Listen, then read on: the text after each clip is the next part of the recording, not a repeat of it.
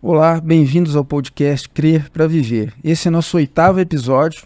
Nós estamos tratando de um tema que é ponto de partida da fé cristã, que é a conversão. O título do episódio é Metanoia, a engenharia de transformação ontológica do ego, parte 4, né? Tô certo, parte 4. É bom relembrar que nós tratamos nos episódios anteriores sobre o conceito de conversão, a semântica do conceito, o que ele significa, e também percorremos o sentido que ele assumia no Antigo e no Novo Testamento. Quem quiser encontrar esse conteúdo mais detalhado, só voltar nos episódios anteriores. Também abordamos o conceito, como ele é interpretado, não só o conceito, mas a experiência da conversão, do ponto de vista de algumas ciências, da psicologia, mais especificamente, e da sociologia. E no último episódio nós começamos a tratar de da experiência da conversão numa perspectiva fenomenológica. A gente conversou um pouquinho sobre o que é essa perspectiva, já mais para o final do último episódio. E a gente volta agora, continuando na perspectiva fenomenológica. Na sequência, a gente vai fazer a relação entre ética e conversão e ética. E é importante sempre ressaltar que lá no episódio 2 nós tratamos da santificação, que está diretamente relacionada, e a gente também conversou bastante sobre isso no último episódio. Para começar o episódio de hoje, eu começo me apresentando, sou um dos mediadores, né, dessa mesa, sou Timóteo Madaleno, sou professor de psicologia, sou graduado, doutor em psicologia pela UNB, e também tenho uma formação em teologia pastoral e urbanidade. Essa formação, para encurtar um pouquinho, ela é o que nós temos em comum, no Instituto Superior de Teologia Luterana. Do meu lado, Laércio Souza Guimarães. Laércio, ele é historiador, tem uma pós-graduação em História Cultural e é um profissional e acadêmico da área de Tecnologia de Informação.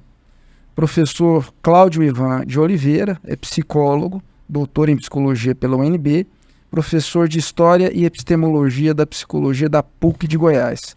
E o professor Anderson, que é teólogo, sociólogo, é doutor em Sociologia pela URGS, Federal do Rio Grande do Sul, e é doutor em Teologia, especificamente Bíblia, Hermenêutica Bíblica, pela EST de São Leopoldo.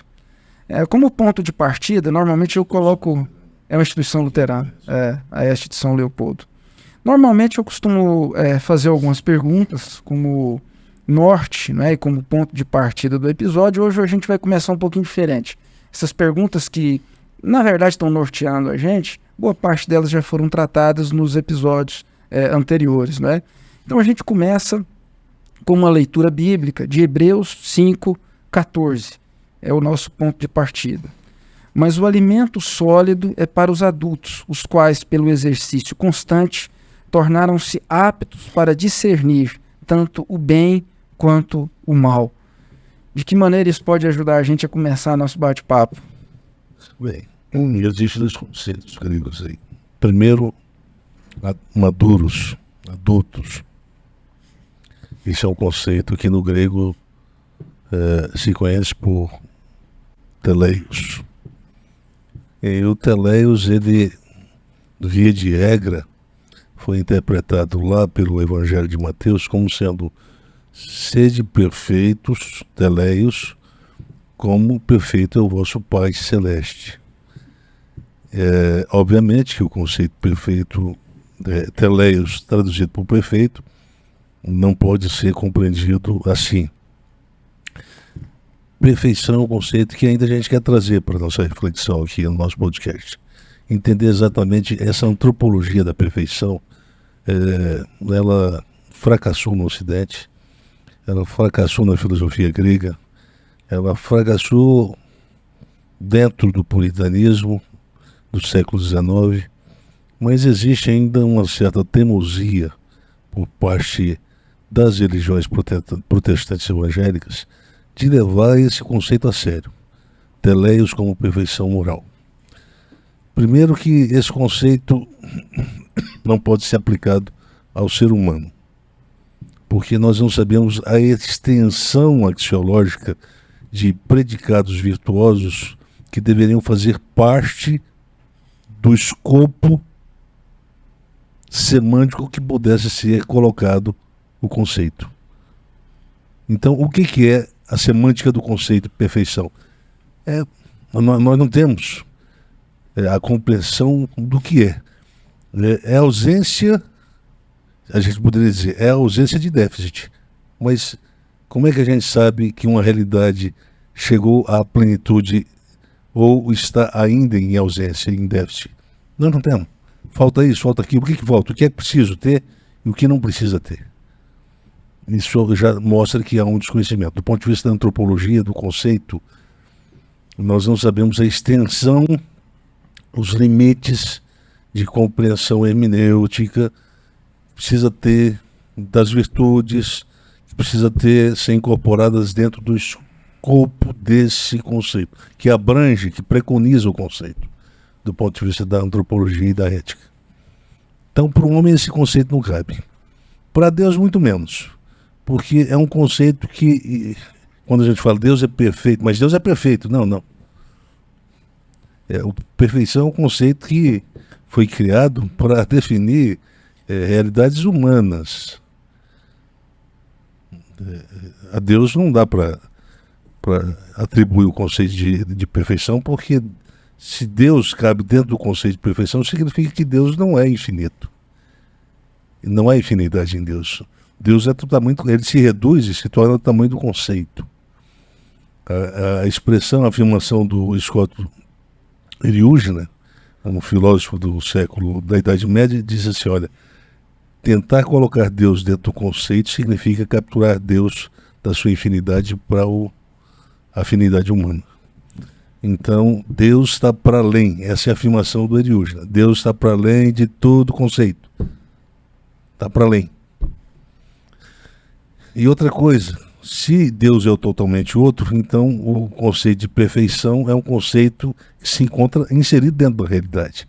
Deus tem que ser muito além de que se ele é o totalmente outro, ele não pode ser identificado com o conceito de perfeição, que é um conceito que pode ser identificado em certas experiências humanas. Por exemplo, o dia para mim hoje foi perfeito.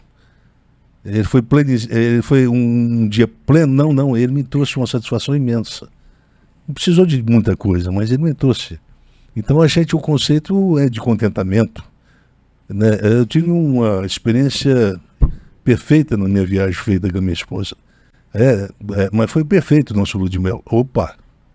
Então, mas aconteceu o que, propriamente, para saber? A sensação de plenitude, se é que a gente pode ter essa sensação de plenitude, né? Mas enfim, o primeiro conceito é esse, teleios. Vamos supor que o homem, o autor queira dizer o seguinte: olha, não se compreendem, não se entendam como perfeitos, mas como maduros na fé. Maduros na fé. E o que é preciso para ser maduro na fé? Aí ele usa a expressão grega diakresin. É porque o que caracteriza o homem maduro na fé é aquele que tem a capacidade de discernir o bem do mal. Eu acho que é o que a gente está falando. Essa é a síntese para começar sobre o tema da perfeição ou da conversão. Porque a conversão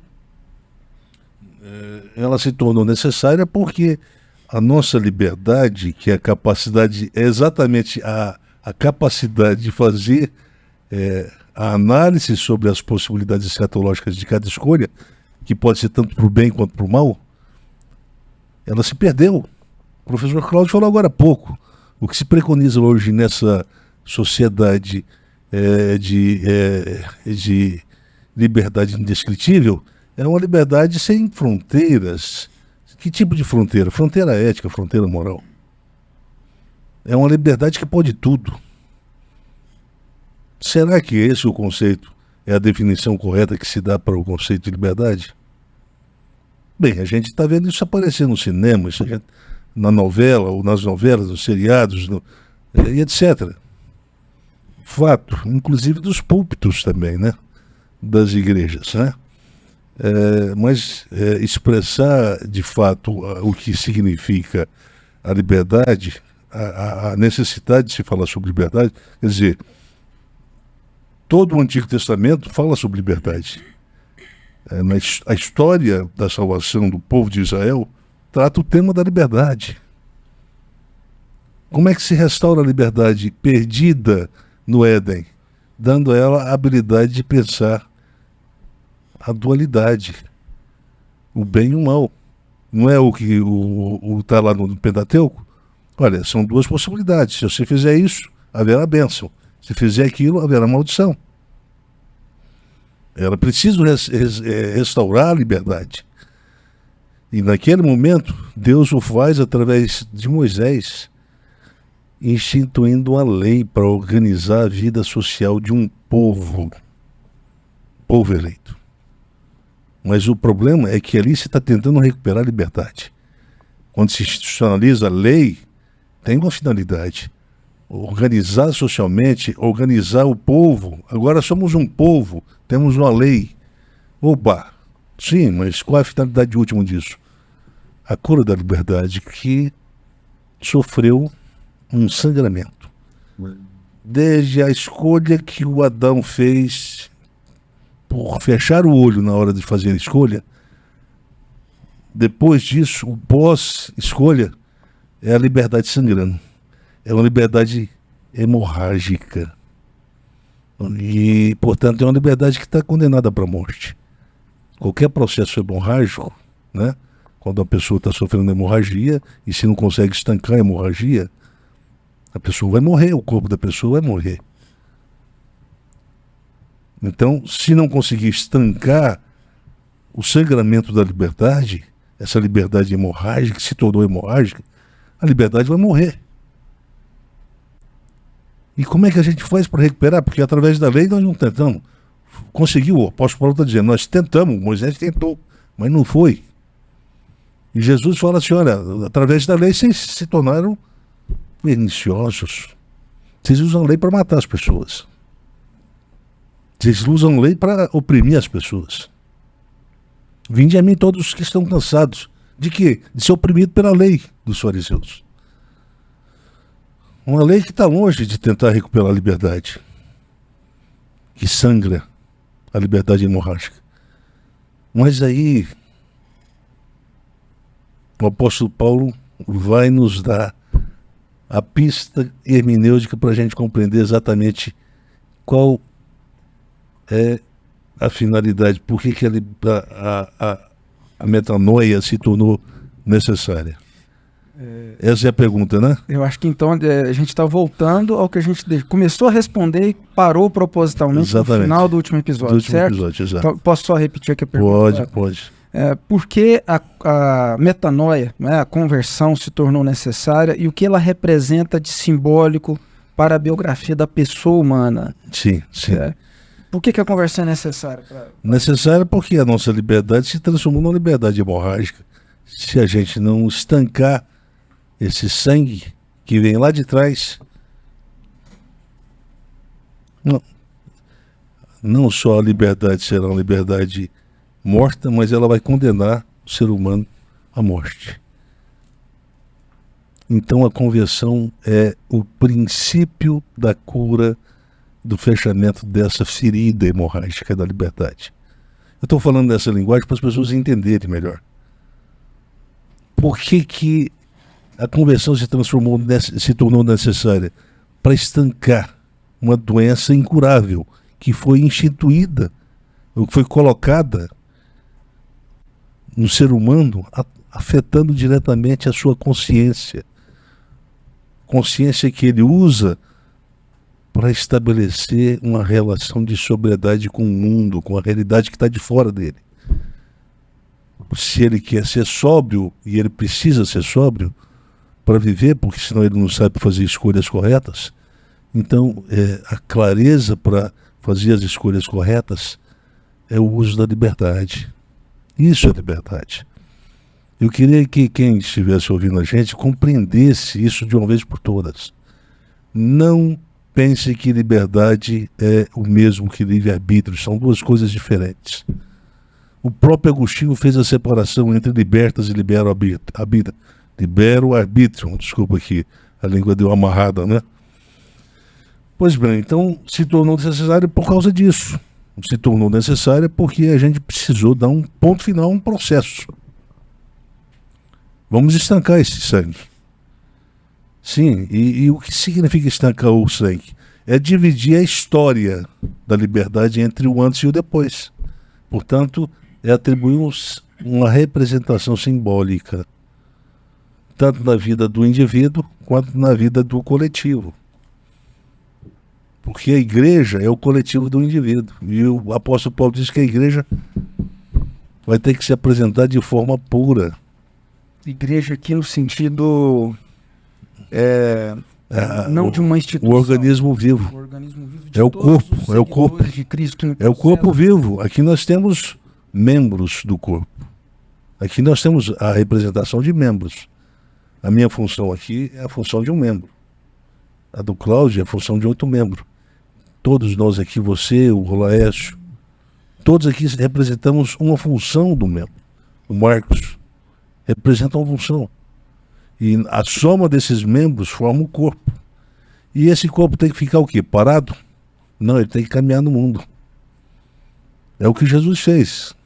Ele caminhava. Para quem está assistindo esse seriado famoso aí, o The Chosen, está vendo aí, muitas vezes os discípulos estão lá quietos, esperando o mestre chegar, e ele chega cansado. Por quê? Porque ele estava andando no mundo, curando pessoas. Ele não estava parado, olhando para o céu e falando, oh, coisa boa. Não. E a igreja deve representar esse movimento. A igreja não transforma, não é agência de transformação histórica, como diziam alguns líderes da década de 80 aqui no Brasil. Agência de transformação histórica. Um nomezinho chique, mas na verdade ele não diz nada. Vazio. Ela não é agência, ela é corpo. Paulo chama isso de corpo. É corpo humano. É família de Deus. Por quê? Se é família de Deus, é porque existe coisas nela que características morais nessa família que a partir dos quais nós deduzimos que tem um ser, né? um ente que compartilha os mesmos valores, que compartilha o mesmo banquete moral. Então, a identificação do conceito família de Deus significa que nós compartilhamos valores morais com esse que se torna o pai do corpo. Família de Deus. Veja bem, o Novo Testamento é cheio de simbolismos, cheio de construções literárias, né? Paulo era um escritor extraordinário, ele era um cara que estava à frente do seu tempo. Ele escrevia coisas que os seus pares não conseguiam compreender muito bem. Gente dentro da fé cristã que era iniciado, entendia, ouvia o Paulo e falava assim, não, mas a gente escuta esse cara, mas a gente não compreende muito bem o que o apóstolo diz. Na verdade, o apóstolo Paulo, ele é o extraordinária, eu diria, é a pessoa mais extraordinária do Novo Testamento. Obviamente, não estou aqui comparando ele com Jesus. Jesus é o Deus da carne, portanto ele está a serviço desse Deus que se tornou humano em Cristo Jesus. Mas do ponto de vista da humanidade, se existe dois líderes que representam, que são os mais importantes, do Antigo Testamento é Moisés e do Novo Testamento é o apóstolo Paulo. Mas se o apóstolo Paulo não existisse, a gente não entenderia provavelmente nada do que foi escrito no Antigo Testamento e nada do que os evangelistas também disseram. Das narrativas dos próprios discípulos ou de quem escreveu os evangelhos que a gente conhece no Novo Testamento. Sobretudo os quadros que foram colocados dentro do cânon, que a gente recebe como sendo o normativo, né? Bem, para você que está me ouvindo, você deve estar perguntando, bem, isso é interessante, hein? Essa é uma coisa que eu nunca tinha ouvido falar. Então, a metanoia, ela dá fim a um processo de hemorragia. Ela estanca esse processo da liberdade que se tornou hemorrágica, ou seja, uma liberdade que adoeceu. Foi condenado, estava morrendo. Se não acontece a metanoia, nós não temos o que fazer.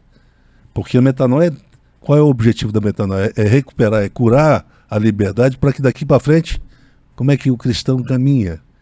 Fazendo análise da natureza escatológica das possibilidades de escolha. Ele poderia fazer isso se não houvesse a conversão? Não.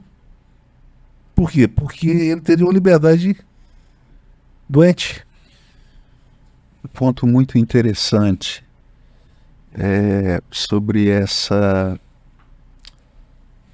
recuperação, essa sanificação da liberdade, não é? No sentido de que, de agora para diante, a partir da conversão,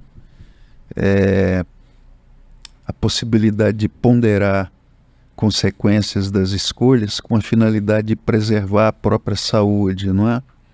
O que tem acontecido no nosso mundo, no cotidiano, ao longo da cronologia da vida dos indivíduos, da sua biografia? Por que a vida está se complexificando? Por que é que o sistema de crenças está entrando em franco processo de oxidação, não é? Culpa, vergonha pelo quê? Por escolhas que foram feitas no passado e levaram a consequências desmoralizantes para a vida do indivíduo, não é?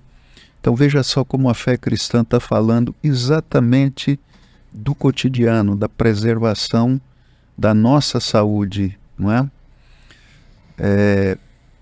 As pessoas vão para a psicoterapia por quê? Por causa de uma história de escolhas, de escolhas morais que tornaram a vida insustentável. O que a fé cristã está propondo?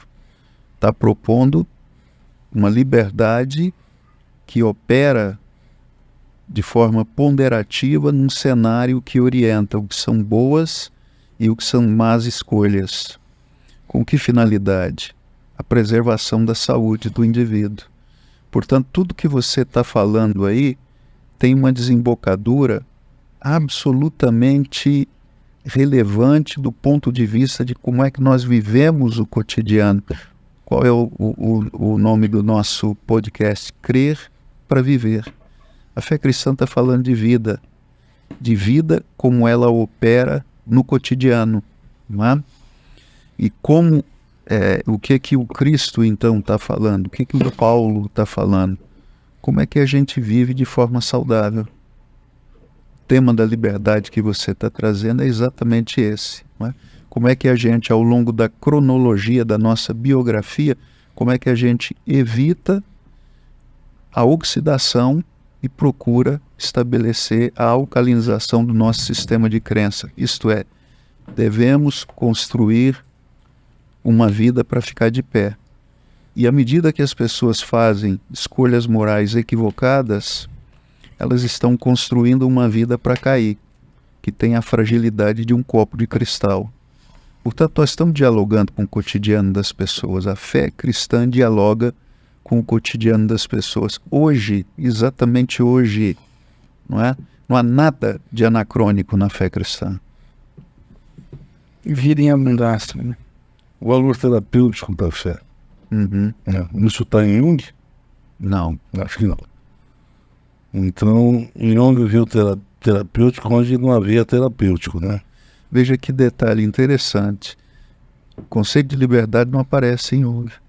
O que é o inconsciente coletivo? Ele age de uma forma que domina determinista, né? Então, não aparece o valor terapêutico da liberdade ali. Esse é uma psicologia toda, né? É difícil achar uma abordagem psicológica que não seja determinista de alguma maneira. Sim. Você tem a tradição humanista, você tem a análise existencial do Viktor Frankl, né? Os teóricos humanistas que querem incorporar. Mas também muita inconsistência que a gente em outro momento pode discutir nessas teorias.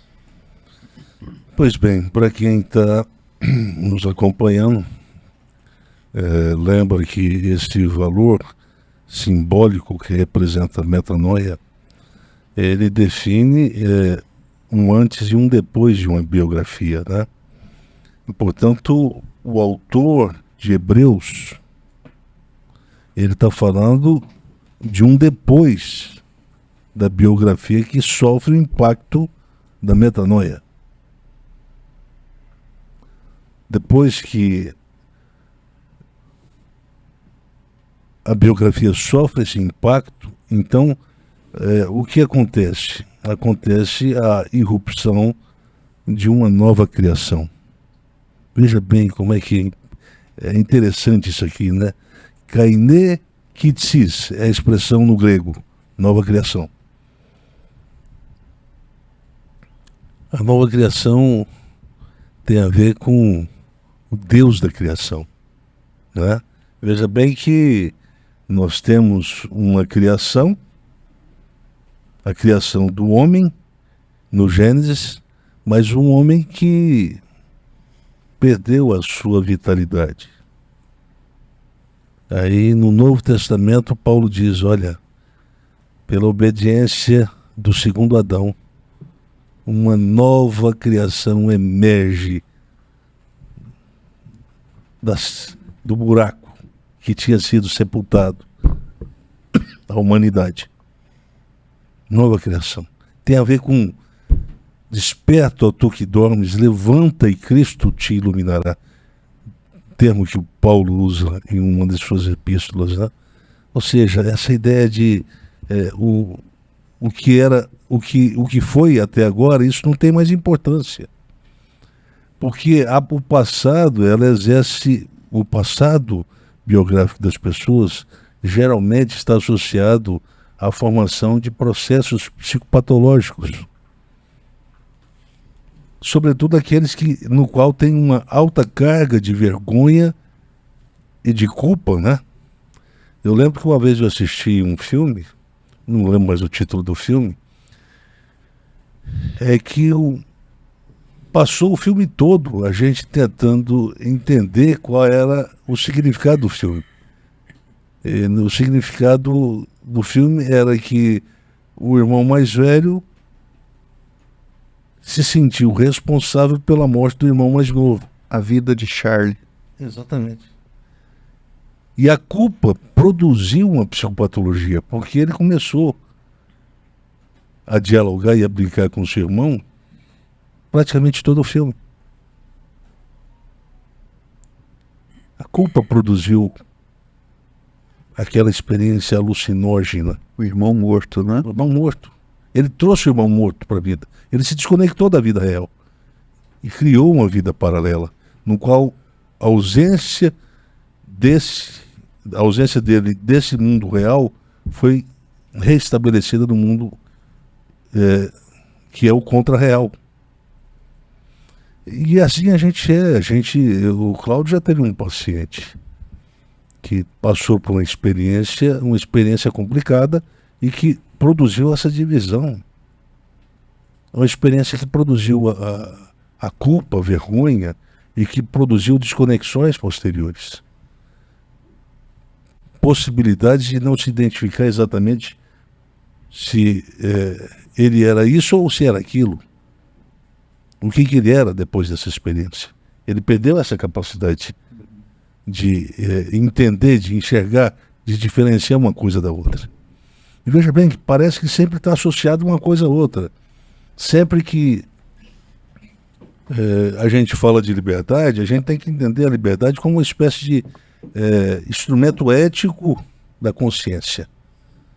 É um instrumento ético porque a liberdade faz análise das escolhas que está no mundo real. Vede prudentemente como vocês vivem, diz o apóstolo Paulo. Como vocês vivem. O autor lá de Provérbios pondera a vereda dos teus pés. Essa era a linguagem poética, era assim que se construía. O que ele está querendo dizer é o seguinte: veja bem as escolhas que vocês estão fazendo na vida. Era mais ou menos essa a definição. Ou era a construção, né, da oração. Se ela é um instrumento ético para se fazer pergunta sobre a realidade no qual a consciência pensa e faz escolhas para a pessoa atuar como sujeito, de um processo, seja social, seja histórico, e esse é um conceito que começa a ser usado modernamente, começa a ser usado, né? O homem como sujeito da sua própria história, né? Não sei se ele tem liberdade, se a liberdade foi recuperada, foi curada, provavelmente ele tem a condição de realmente analisar as possibilidades escatológicas de cada escolha. Veja bem, não é fazer escolha. Não é poder fazer essa escolha diante daquelas. Não. Não é, o Bauman ele tem uma compreensão equivocada de liberdade. Porque ele pensa assim, a angústia que o eu moral vive é porque ele tem um conjunto de possibilidades, mas que apontam para um ideal de felicidade. Eu tenho que saber qual que é o que vai me possibilitar uma experiência hedônica com maior teor de plenitude. Então minha angústia é o seguinte, se eu escolho isso, pode ser que aquilo é que vai me dar essa experiência de plenitude. E a minha angústia está em cima da percepção de uma provável ou de um provável prejuízo que eu vou ter em uma determinada escolha frente a outras possibilidades. Isso é uma compreensão equivocada de liberdade. A liberdade tem que ponderar. Ponderar significa fazer uma leitura crítica das possibilidades que a vida vai abrindo para a gente. É a vida, é o cotidiano. Você vai começar o dia amanhã e você vai perceber que as alternativas, as possibilidades de escolha vai começar desde as 6 da manhã que você escolha, que você acorda, até a meia-noite, se conseguir ficar acordado. Quer dizer, todo dia nós temos que não fazer escolhas, mas pensar na natureza escatológica de cada escolha. Por que tem que fazer essa análise? Porque o Paulo diz, olha, agora que a nova criação irrompeu, então agora essa irrupção da nova criação tem que, de alguma forma, estar direcionada para a criação de um processo que vai desembocar na captura, a posse, né? Quando se toma posse da promessa do corpo da ressurreição. Estou vendo que vocês estão querendo falar alguma coisa, né? Vocês estão doidos para falar alguma coisa aqui, né? Eu estou com vontade de ouvir mais. Então, a promessa, e portanto, aqui se afina a linguagem. Promessa da ressurreição do corpo, ou do corpo da ressurreição. Professor Cláudio que queria fazer uma pergunta, se eu não me engano. Vou esperar um pouco mais, eu acho que vai ser mais oportuna daqui a pouco. Sim. A promessa do corpo da ressurreição, ela não vem dissociada da irrupção dessa nova criação, desse kainektis. Nós somos uma nova criação. E agora alguém vai me perguntar, mas o que significa nova criação? Né? É um conceito totalmente novo, não existe no Antigo Testamento, da forma como era aplicado por Paulo. Alguém vai dizer, não, mas nova criação, os profetas, alguns dos profetas usam a substituição de um corpo, de um coração de pedra para um coração de carne, né? Então esse coração de carne representa uma nova criação. Bem, ele está falando exatamente do que o Paulo chama de nova criação, de novo homem, kainé ou kainô antropon. Então, converge, o Antigo Testamento nesse sentido converge para o que o apóstolo Paulo apresenta. O que se converte na pessoa humana à luz da fé cristã? Para o Paulo. Vou fazer essa pergunta de novo. O que se converte na pessoa humana à luz da fé cristã para o apóstolo Paulo? O que se converte é a consciência, o eu moral da pessoa humana, que deve sofrer um impacto do encontro com o sagrado, como foi no caso de Paulo, e esse impacto vai produzir uma nova disposição para caminhar no mundo como luz do mundo. Então, caminhar no mundo como luz do mundo é uma afirmação feita aqui e agora que está em consonância com o chamado da vocação do apóstolo Paulo. Rogo-vos, pois, eu, prisioneiros do Senhor, que andeis de modo digno. Lá no início do capítulo 1 da carta que está inserida essa afirmação de Paulo, diz que nós somos chamados para sermos santos. Os santos aqui não é aqueles que não erram mais, que não cometem pecados isolados, mas são aqueles que mudam o estilo de viver. Nós não seremos julgados pelos pecados sazonais que nós cometemos. Tem cara que pensa o seguinte: se eu cometer o roubo ou furto, ou se eu adulterar, e eu não estou incentivando ninguém nem fazer uma coisa nem outra, eu perco a salvação e vou ser julgado. Desculpa. A força aqui foi maior. Desculpa aqui. Eu vou ser julgado por isso. Eu lembro que eu tinha um amigo, ele faleceu, ele era pedreiro da nossa casa, e eu dizia: a menina está me oferecendo, mas eu corro, porque eu não quero perder minha salvação por causa de uma noite de prazer. Bem, se perde a salvação por causa de uma noite de prazer, então me fala, nós vamos encontrar o Davi lá no céu? Vamos ou não? E aquela menina que Jesus perdoou em flagrante adultério? Ou Jesus vai mudar? Ou Deus vai mudar? Jesus diz: eu não te condeno. E lá no juízo final, Deus fala assim: vou contrariar o que o meu filho fez por você lá na terra. Eu vou te condenar, você vai para o inferno. Aí o filho vai olhar para o pai e vai: pai, lá eu falei que ela não era condenada. Não, mas você não é juiz. Quem é juiz aqui sou eu que mando. Você é no máximo um advogado. Veja bem, o tanto que falta compreensão para gente que professa a fé cristã, que pertence à igreja evangélica. A gente fala da fé cristã, mas a gente entende pouco a fé cristã. A gente entende pouco porque a gente, quando fala de conversão, a gente pensa que é simplesmente entrar, fazer parte, criar vínculos com a igreja, diferente da qual a gente tinha antes. Se era católico romano, agora eu sou evangélico, eu me converti. Bem, você converteu o quê? A igreja evangélica. Mas se converter à fé cristã é mais do que isso. É se deixar ser impactado pelo estancamento desse sangramento, ou do sangramento dessa liberdade que se adoeceu, e aí quando isso acontece, uma nova criação se rompe. Essa nova criação agora, ela está em relação de descontinuidade com a criação que vem do Adão. Preste atenção para quem está ouvindo. A nova criação é a criação que sabe fazer a análise escatológica das possibilidades morais. A antiga criação não sabia. Ela perdeu.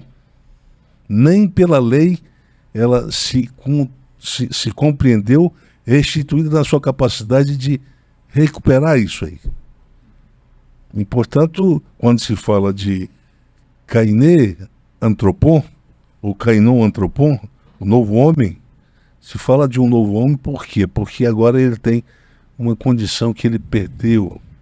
Ele não perdeu a liberdade, ele perdeu a sobriedade, a capacidade de avaliar tanto a natureza desta quanto a natureza daquela.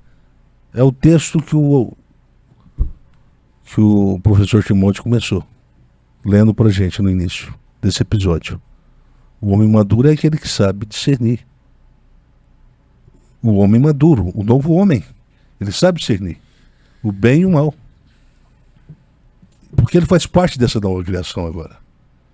Ele é parte da nova criação. Por isso ele é chamado de novo homem, Kainon Antropon. E ele é o que recebe o alimento sólido, que ele fala. O alimento sólido. Quer dizer, agora, quando se fala de santificação, o Espírito trabalha, mas é eu que faço as escolhas e analiso as possibilidades. O Espírito não vai fazer isso por mim. Que alimento sólido? Se ele fizer isso por mim, então posso cruzar os braços. E a minha fé vai ser uma fé destituída de ética, que, aliás, parece o que está em moda há muito tempo. Não é isso? Ou eu estou vendo de forma equivocada? Ou eu estou sendo radical no que eu estou falando? Olha, que radical eu não sou, hein? Quem está me ouvindo deve ter percebido que radical eu não sou. De fato, se faz poucas reflexões éticas dos púlpitos. A religião evangélica se transformou em religião da epifania, das experiências epifânicas. Queremos ter um encontro com Deus. Veja o que está dizendo as nossas músicas evangélicas. Tem uma música que diz sobre Lago Azul. Eu não conheço esse. Antiga, né? E diz lá na letra dessa música, diz, olha, eu quero tocar-te. Tocar o teu corpo. Não, para aí. Essa não é uma promessa da fé cristã. Tocar em Jesus, tocar no corpo de Jesus, isso não é promessa. Isso não é o ápice da fé cristã. Bem, eu segui a fé cristã, eu fui certinho na carreira da fé cristã para tocar no corpo de Jesus, no final. Para aí, o que é isso? E quantas músicas estão sendo feitas para essa direção? Quer dizer, foram de alguma forma influenciadas por um processo de miscigenação de crenças que vieram com a fé cristã, do misticismo lá de trás, que incorporou essa gana de ter um encontro direto com Deus. Não vai ter isso aí. Ninguém vai ter um encontro direto com Deus. Porque quem se aproximar nesse encontro direto com Deus, morre. A Bíblia diz que morre. Vai morrer. A luz de Deus é tão poderosa que ninguém consegue ficar. Alguém vai achar que vai ter um corpo da ressurreição. Esse corpo vai ser suficientemente forte para evitar essa possibilidade de extinção imediata com o encontro com a luz de Deus? Não, de maneira alguma. Portanto, a gente ouve discursos estranhos, promessas estranhas sendo faladas dentro da igreja evangélica, que é a igreja cristã, mas que se perdeu do ponto de vista da compreensão. Não sabe o que é conversão. O que é conversão? Por que é necessário se converter? Se converte em que sentido? Você falou sobre a ausência de reflexão ética no mundo evangélico, nos púlpitos, não é? Eu lembro aqui um artigo seu sobre a globalização e a desconfessionalização. Talvez o Timóteo possa encontrar, não me lembro do título completo, não é? Eu posso inserir na descrição do vídeo. Está na revista Estudos de Religião. E nesse artigo, você faz uma afirmação de que, a partir do fenômeno da globalização, aconteceu uma desconfessionalização, isto é, cada vez mais se promoveu um desenraizamento traditivo da igreja evangélica, especialmente um desenraizamento que diz respeito à crença escatológica, não é? De maneira que essa religião que começou a propagar uma promessa de realização para o mundo presente, ela gerou nesse indivíduo que, numa globalização que acelerou a competitividade, não é? A religião, como dizia Max Weber, ela acaba se tornando um instrumento a partir do qual o indivíduo se projeta para dentro do mundo, para a realização neste mundo. E, portanto, este mundo se torna um objeto de interesse. E o mundo escatológico, ele deixa de ser o mundo que interessa para esse indivíduo. A consequência disso é a ausência de reflexão ética no contexto do mundo evangélico. E surge uma nova espiritualidade, que você chama de espiritualidade sélfica, não é? Uma espiritualidade autocentrada, em que o outro não é mais o objeto do meu interesse. O objeto do meu interesse diz respeito à minha plena realização no mundo. Portanto, o conceito de conversão como mudança de natureza ética aí, ele se torna um conceito impensável nesse espaço, não é? Isso aí. Não é a mudança do velho para um novo homem. Não, Não. é a continuação. É a continuação de um homem que quer se sentir mais realizado aqui. Aqui. Exatamente. Não dá tempo de pensar e sonhar com uma ressurreição, uma esperança. Quando o professor Cláudio fala do mundo da ressurreição, ou do mundo escatológico, obviamente ele está falando de valores agregados de um mundo que é um mundo que contrasta esse mundo. Uhum. Ele coexiste, é um mundo paralelo. Sim. Ele não vai acontecer. Ele não vai se romper no futuro, ele já está presente. Ele existe paralelamente. O mundo escatológico é um mundo que nós pertencemos de valores que contrasta com os valores desse mundo não escatológico. Entendeu? Veja bem,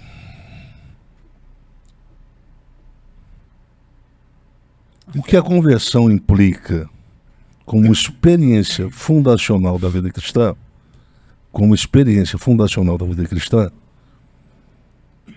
ela implica em uma antropologia da santificação? Sim, sim.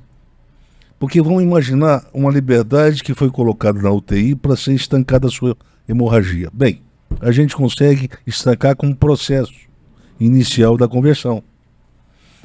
Mas e a cura? Estancar não significa que agora a liberdade está totalmente, plenamente curada.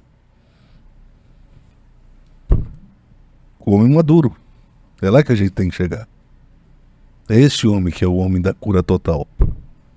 O portador da plena varonilidade, como diz o apóstolo Paulo, lá em Efésios. Isso se completa aqui, comigo vivo ainda? Penso que sim. Vai chegando... Alguém vai falar assim, mas vai se completar, nós estamos com o antigo dilema da perfeição. Vamos conseguir preencher toda a escala? Uhum. Não. Maduro não é perfeito. Sim. O que importa é a gente entender um fenômeno para começar uma nova vida. Ninguém vai começar uma nova vida e se tornar uma nova criação se não entender o que significa isso. E, infelizmente, as pessoas que nos ouvem sabem que o que eu estou falando é verdade. Sabe que hoje não existe mais essa reflexão. Você fala, eu tive um encontro com Deus, mas isso não é o que a fé cristã trata. Paulo não teve um encontro com Deus, ele teve um encontro com Cristo. E daqui a pouco vocês vão entender por que há uma diferença entre o encontro com Deus e com Cristo. Porque aprove Deus que em Cristo houvesse toda a plenitude da divindade. Então, eu sou o caminho, eu sou a verdade, eu sou a vida. E agora, quem quer chegar a Ele, tem que ser por mim. Eu sou a ponte, eu sou a porta, eu sou o bom pastor. Paulo se torna um imitador. Um imitador. Que é uma ética mimética do mimetismo. Imitar, seja como eu sou, porque eu imito a Ele. Então, se vocês me imitarem, vocês no fundo estarão imitando a Cristo. Pois bem, olha bem. Deixa eu me orientar aqui pelo... Já estamos bem avançados e daqui a pouco a gente termina. Se a lei de Moisés não foi, portanto, incorporada, e diga-se passagem, eu preciso fazer agora uma pausa ou abrir um parênteses, porque eu disse que no podcast passado que houve uma ruptura entre Cristo e Moisés. Alguém pode ter estranhado. Uai. Sim, mas o Moisés representa a lei e o Cristo representa a graça. E o Novo Testamento fala da graça, então houve ruptura, não é continuidade. Então os cristãos que ouviam Paulo e aqueles que estavam crescendo por todo o Império Romano, eles procuravam, eles iam lá para os líderes, né? Os cabeças da igreja primitiva, falaram assim, olha, nós precisamos ter informação sobre quem era Jesus e o que ele fez. Daí nasce a tradição escrita dos evangelhos, dos 4 que nós temos. Vamos falar sobre quem era Jesus e o que ele fez. Agora, qual é a finalidade disso? Pouca gente sabe. Não é só para dar informação histórica de Jesus. Presta atenção, nós estamos nessa briga até hoje. Os historiadores ateus falam assim, não, a gente não pode confiar sobre... Não tem fundamento histórico. É que treinar tudo é mentira. Bem, um historiador é um cara que sabe de tudo, né? Ele sabe da verdade. Ele é um cara que tem todo o poder no céu e na terra. E eu sou um coitadinho, porque eu tenho fé. Pois bem, mas deixa eu dizer ao senhor historiador que está me escutando.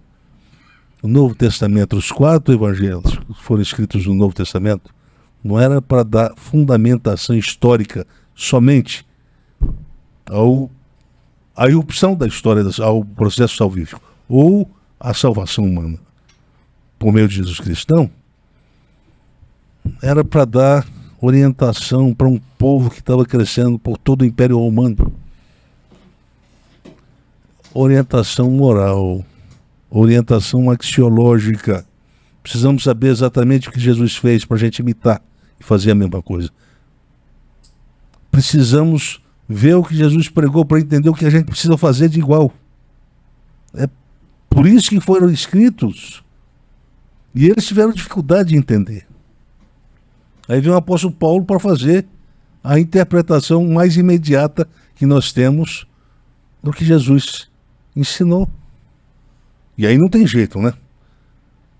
Porque agora é o seguinte, o apóstolo Paulo, ele abre a cortina. E não tem mais gente que fala assim, eu não compreendi direito aquilo que Jesus escreveu, aquilo é complexo. Parece que ele fala isso, mas não quer dizer isso. Veja bem, para o judeu, quem que é o referencial moral e ético? A lei, Moisés. Para o cristão isso deixou de ser verdade. Então, se o Moisés deixou de ser incorporado como fundamento ético de orientação moral para o cristão, então qual é o referencial axiológico que surgiu e que passou a servir de fundamento moral para cada cristão viver, usar isso para ler o mundo e se autoanalisar a partir dele?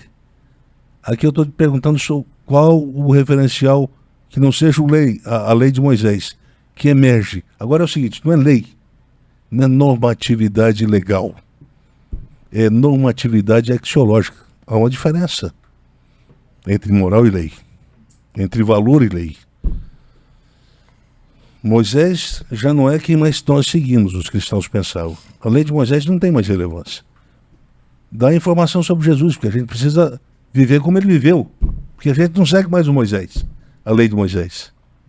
Era por essa razão que foi escrito tanto os evangelhos, 4, quanto o texto epistolar.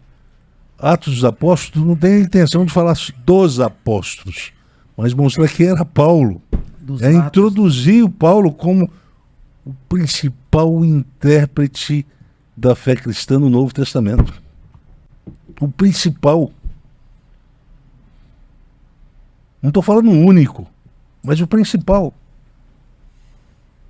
Porque leia as outras cartas e epístolas. Vamos ver se algumas delas se aproximam em riqueza, em esclarecimento da história da salvação como as que Paulo escreveu. Nenhuma. Ou também, mas Pedro, ele escreve. Mas ele escreve dois textos, 2 cartas. Eu só tenho uma dúvida, assim, para compreender melhor, então, como Jesus fala, eu não vim romper, anular a lei, mas para cumpri-la completamente. Como é que a gente compreende? Isso é um tema para um outro podcast. Isso tem muita coisa que eu vou falar. Eu vou pedir para você para esperar esse outro podcast chegar, tá? Mas tem uma parte desse seriado aí dos discípulos, 12, né? Que está passando aí na The Chosen, em que Jesus usa a expressão, eu sou a lei. Não, me desculpe, mas foi um equívoco do seriado. Jesus não é a lei.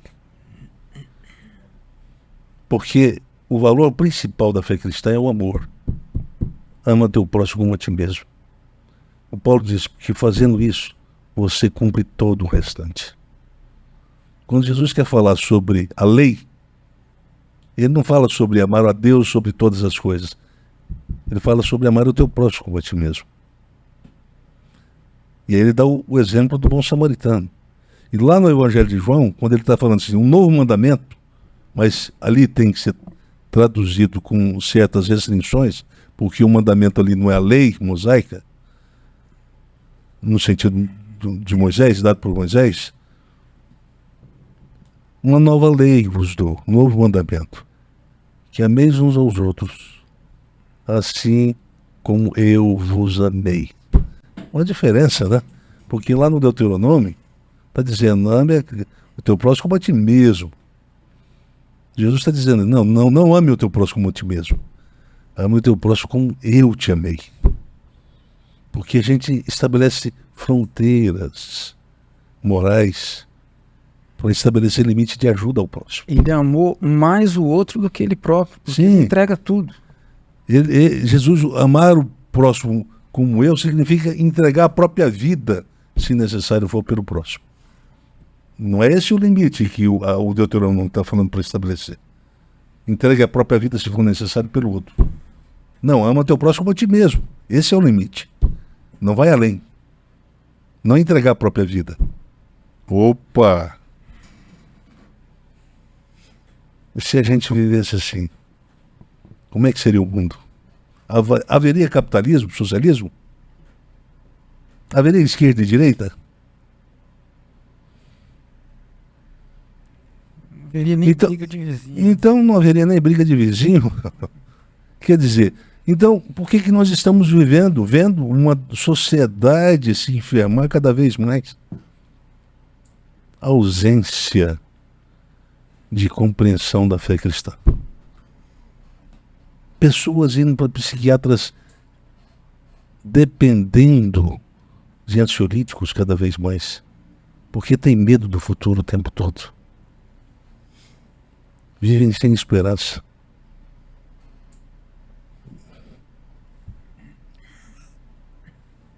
A conversão, ela necessariamente está anexada a um processo e uma promessa de cura ontológica do ego. E quando esse ego se transformar num homem maduro aí, ó, não vai ter mais profissão de terapeuta. Acabou. Ainda bem que você é professor. Porque se fosse depender da profissão de clínica, talvez você tenha que procurar outro emprego.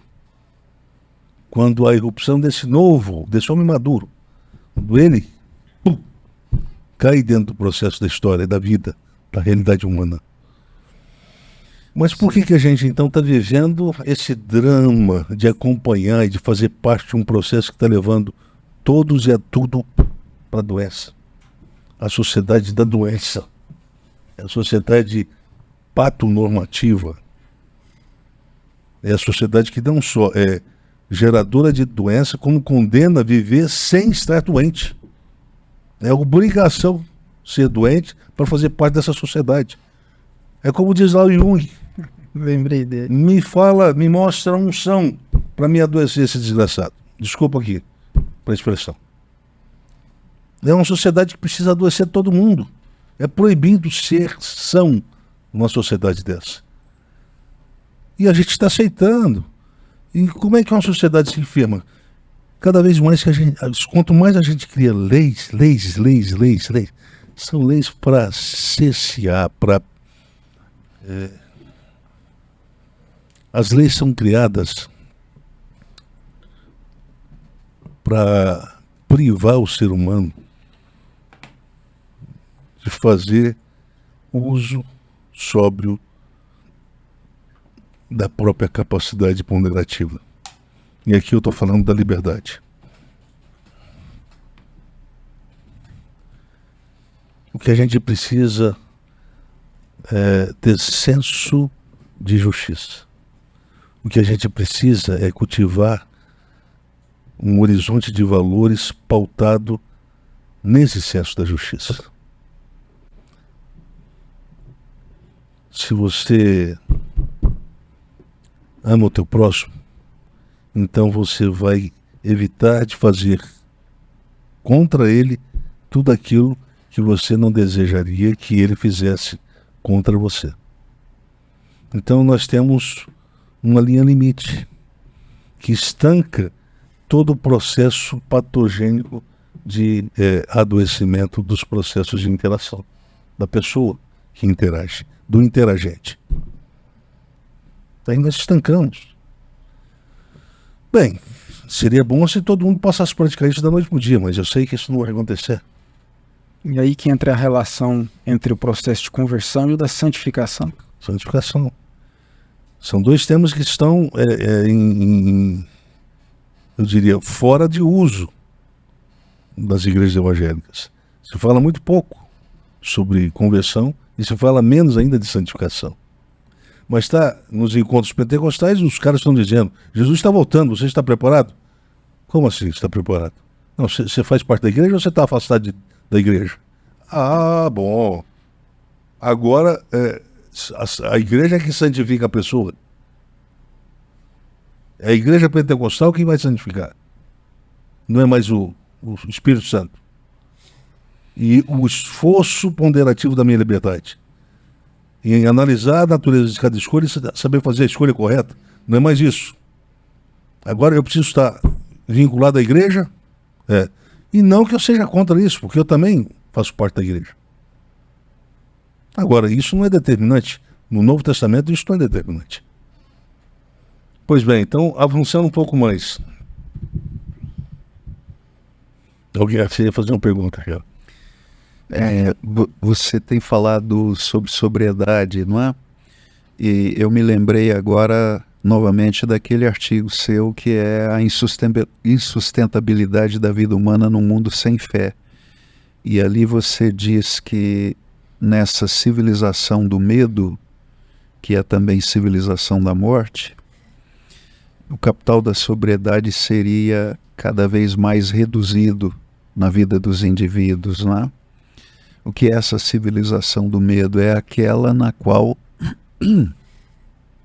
esse advento da destranscendentalização, da erradicação de uma crença em uma providência divina que dirige a história para um telos, cada vez mais ela é erradicada da consciência do indivíduo, não é?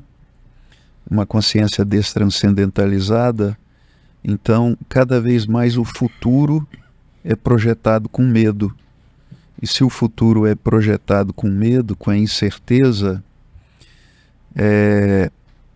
se descobriu um mecanismo prático nesta sociedade para lidar com essa ansiedade. Esse mecanismo prático é o mecanismo do prazer, porque a entrega ao prazer no presente, ela é uma entrega que produz o êxtase, não é que produz o instante eterno. Então, mediante o mergulho na experiência do prazer, eu me desconecto de uma reflexão patonoética que projeta o futuro. Sociedade do medo é sociedade que refletir sobre o futuro é entregar-se à experiência da ansiedade, porque o futuro é caracterizado pela incerteza. E, portanto, o tempo presente se torna o tempo mais valorizado. E é nele que a entrega ao prazer produz a desconexão, o alívio, não é? E, nesse sentido, toda escolha é feita sem sobriedade, isto é, sem o cálculo da consequência escatológica. E também o próprio passado, como é a história de escolhas feitas sem sobriedade, o passado é uma memória que produz culpa. E também em relação a ele é preciso aplicar o anestésico do prazer. Sociedade do medo é uma sociedade que priva da sobriedade. E sobriedade é um valor fundamental para a fé cristã, para a manutenção da saúde, não é? É dessa sobriedade que está se referindo o texto que você leu. Capacidade de discernir o bem do mal. Isso é sobriedade. Uhum. É plena varonilidade. Mas o que eu me pergunto é se é possível desenvolver isso sem um conhecimento que me prepara para fazer o exercício. Sim, o conhecimento é o que eles pediram para os apóstolos. Nos manda coisas sobre o que Jesus falou e fez. Então, Eu a preciso entender o sentido da ressurreição. Sim, sim. Você vê como é que os judeus fazem com a lei? Eles memorizam a lei. Quase toda a lei de Moisés. Memorizam. Para agir em conformidade.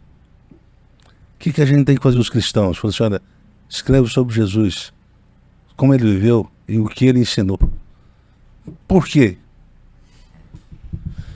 Porque é aprendendo e imitando sobre Jesus é que a conversão vai curar a consciência através do processo de santificação. Isso é o processo de santificação. Isso é o processo da santificação. Portanto, quando se fala que a conversão ela passa por 2 períodos, a metanoia, melhor dizendo, ora é traduzida como arrependimento, nós falamos isso no podcast passado, mas não ficou bem explicado. E ora é traduzido como conversão. Arrependei-vos e convertei-vos, porque o reino é chegado.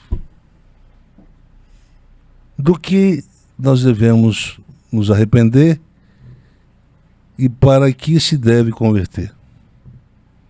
Bem, nós nos arrependemos de uma vida fora de Cristo. O antigo homem, que o apóstolo Paulo diz, o velho homem, é o velho que não foi criado, não é a nova criação de Deus em Cristo. Lá em Efésios, capítulo 5, 4 e 5. Vocês agora são novas criaturas. Mas são novas criaturas por quê? Porque existem agora valores que fundamentam as escolhas morais. Vocês não estão assim, eu vou escolher, o que eu vou escolher hoje? Vocês não ficam fechando os olhos e fazendo jogo de escolha.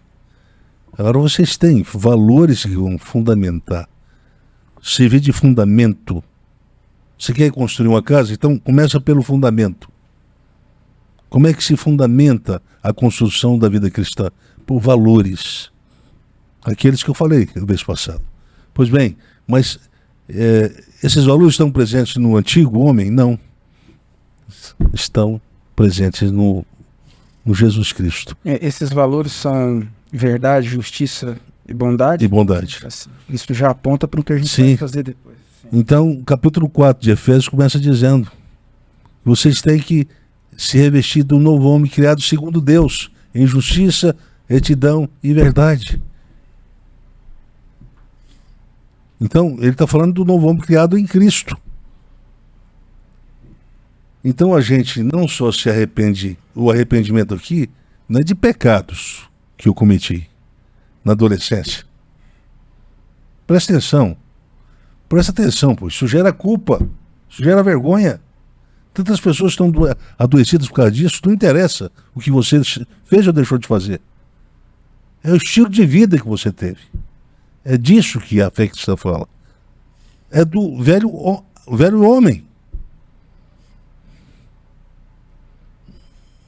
Vai e não peques mais.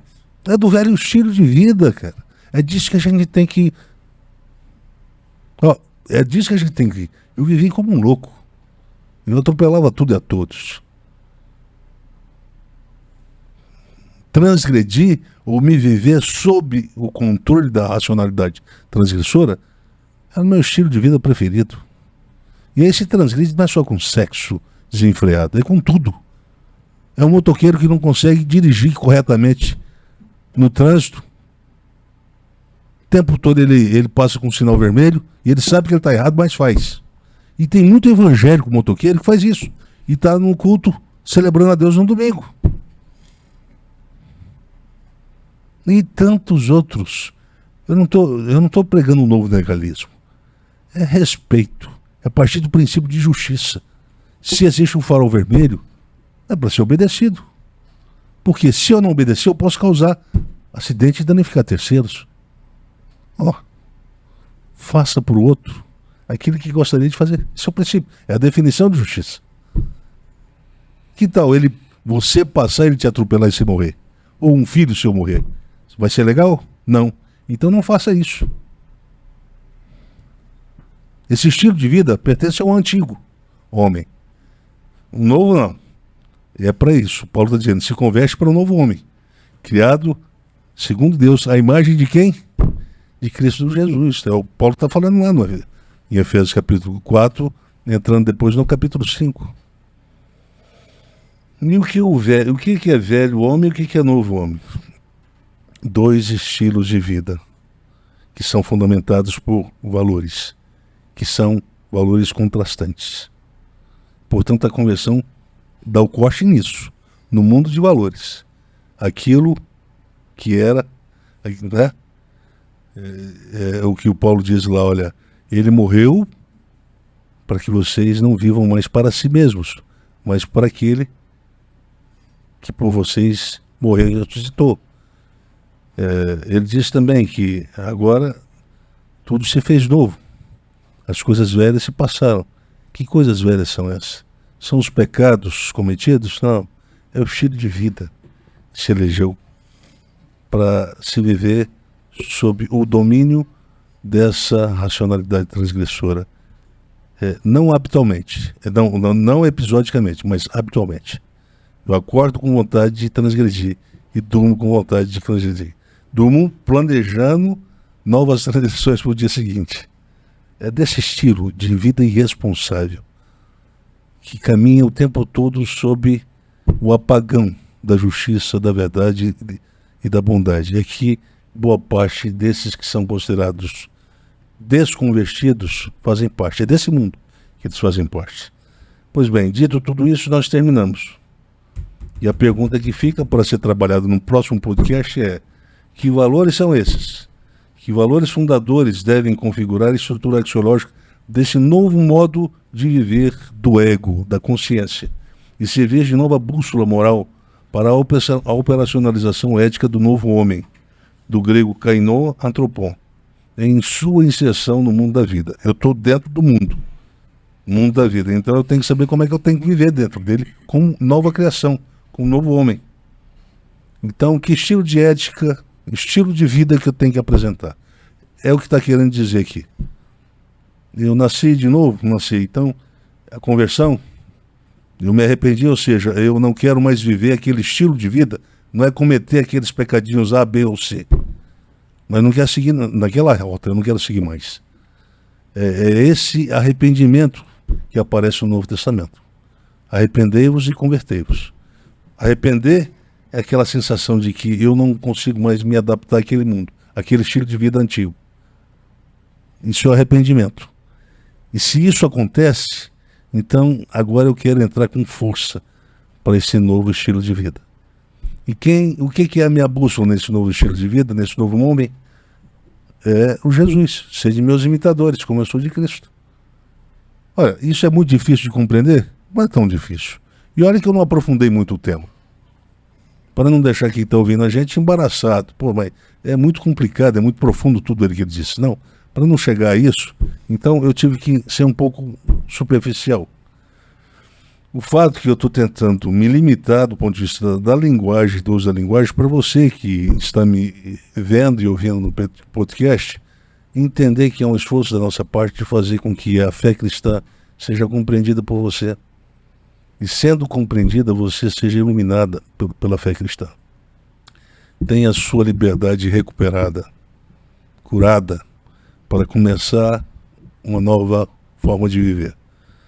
Eu espero que você tenha entendido isso nesse podcast.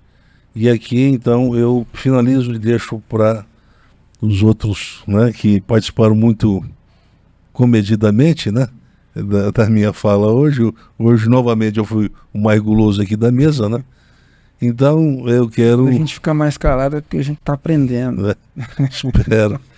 Espero que eu esteja ensinando, né, para vocês estarem aprendendo. Então, eu queria que vocês perdessem o medo. O que nós estamos falando aqui é a fé cristã. Não há intenção da nossa parte em criar uma nova religião. Não há intenção da nossa parte em criar um novo modismo religioso, uma nova doutrina. O que nós estamos fazendo é voltando para o que a gente esqueceu. Como diz o autor lá um dos personagens lá do Amistade, nós somos o que fomos. O problema é que nós esquecemos o que nós fomos. E nós não sabemos exatamente o que somos, porque esquecemos o que fomos. Não sei se deu para entender, mas é isso aí. Que Deus abençoe e que a gente possa melhorar a nossa compreensão da fé cristã a cada podcast. Quero agradecer quem nos ouviu no Spotify, na Deezer, e nos assistir no YouTube até aqui. Essa é uma missão que está só começando. Isso aqui é um exercício de uma vocação que está no começo.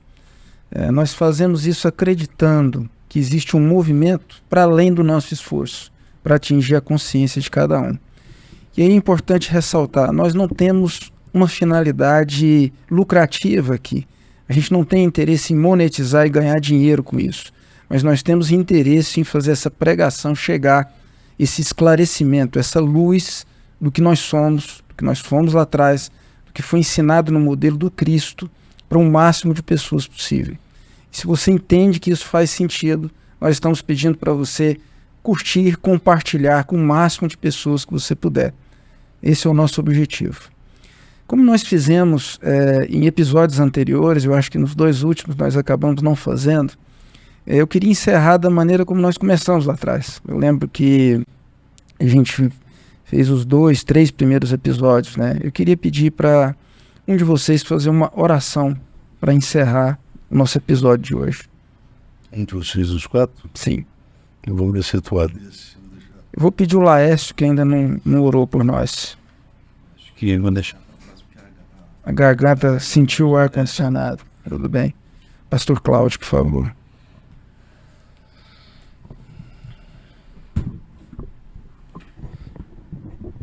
Senhor nosso Deus, nosso objetivo aqui é que essa fé seja comunicada, essa fé que nos foi comunicada pelo Senhor Jesus Cristo, com esse advento maravilhoso que muda a história, muda a nossa vida, o único que de fato muda a nossa vida.